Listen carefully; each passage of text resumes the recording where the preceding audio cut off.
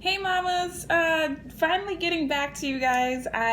We had so much going on after I did that first video. I was on my way back to work from maternity leave, and we were in the process of buying a house. So I didn't get to make that second video that I promised as quickly as I thought I would. But so this second video, I just want to show you guys how to make the pumping expression bra that you can use while you're pumping and still be hands-free.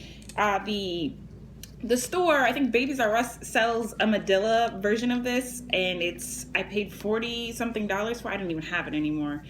But yeah, so case in point, I spent a lot of money on it, and just realized what they did was it was literally a strapless bra. It looked like this, but tan beige, with holes in it. And I was like, I can do this by myself. Like, we're not gonna do that again.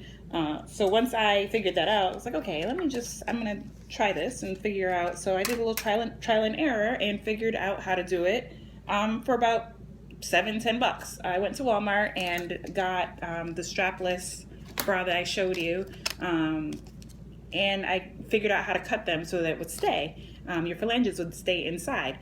I'm going to show you though on a bra with straps. I got these 3 packs of Fruit of the Loom Total Comfort racer backs, and they work the same way. They just have straps, which is awesome if you're the kind of person who hates kind of maneuvering that, and or if you have larger bust, the straps you'll appreciate.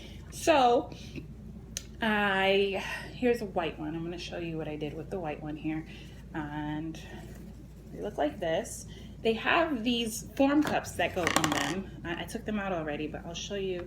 There's always, if there's form cups in there, there's going to be a little slot on the inside sides of the bra that will allow you to pull them out.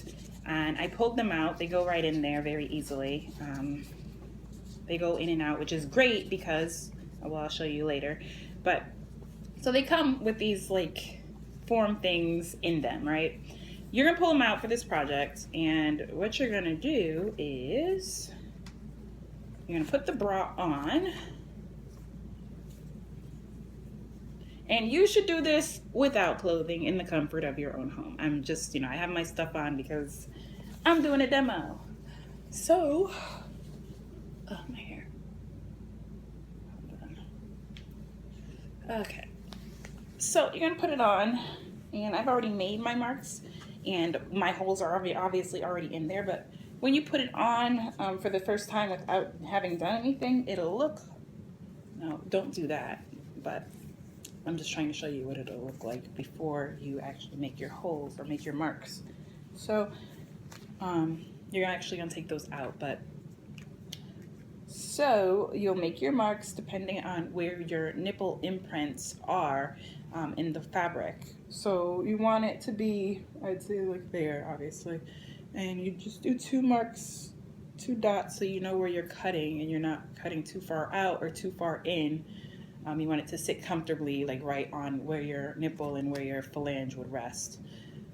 So once you do that, you're gonna take it off. Again, these wouldn't be in here because you need as little fabric between you and your marker as possible in order to do that properly.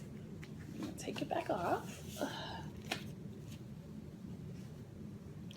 And once you've made those marks, you are going to get ready to make your cuts. So I did have a pair of nice sharp scissors. Let's see if I can adjust this so you can kind of see better. All right, so I made my cuts using those marks. So your outer layer, there's 2 layers to the fabric always if you're going to do this project. There's going to be the outer layer, and then there's going to be the inner layer, and then the in-between, which is where this would be. So you're going to take your outer layer fabric and make sure that your inner layer is not with it when you start to cut. You want to cut 1 layer at a time. You don't want to cut through both layers of fabric at the same time, otherwise your phalanges are not going to stay in and on the way you want them to. So you're going to cut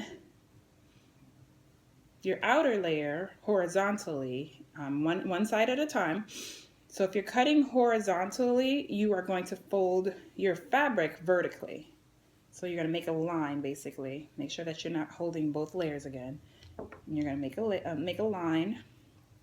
See, I've already made my cut, but as you can see, if you hold the fabric vertically, you're like pinching it, it makes it easy to make that horizontal snip right there in the middle. Now, the thing with that though is you want to make sure that you start small. You can always make your line bigger. Don't hack into the fabric, because if you cut too big, it's too late. You want to cut small. Just make a tiny snip, and you can make it a little bit more gradual. You want it to be about a ½ inch, 3/4 of an inch long when you cut it, because you don't want it to be too big where this is just going to be slipping all over the place. And you're going to do that on both sides of the outside. So you're going to make another horizontal cut by folding the fabric in half vertically, making sure again that you're not catching that second layer back there. You can pull it apart from the inside. Make that second cut there. Make it nice and gently so that you're not making a gaping hole. And then you're going to flip the bra. Well, before you flip it, I would make another mark. So once you've cut through that first layer, you're going to make another mark and make sure it kind of saturates a little bit just so you can see it from the other side. Now, mind you, this is all underneath your shirt, so you're not going to be seeing these marks the way that you would think you are. Once you've made that second row of marks on the second layer of fabric, you're going to flip your bra inside out, and you are now going to make a vertical cut. So to make a vertical cut, you're going to fold the fabric horizontally. And again, you want to be very careful not to cut through that first layer of fabric that you've already cut prior. So you're going to hold your fabric horizontally this time. So this is the top of my bra, and I'm just folding the middle across, right where that dot that I made is. That's going to be right there. And then I'm just going to snip a vertical line. Now you can do this facing yourself, obviously it's a lot easier, just trying to show you like what the goal is. So you're going to make 2 vertical lines on this layer of fabric and cut, well, not lines, 2 vertical cuts. And make sure again that they're small. So when you're done, you should have something that looks almost like an eye.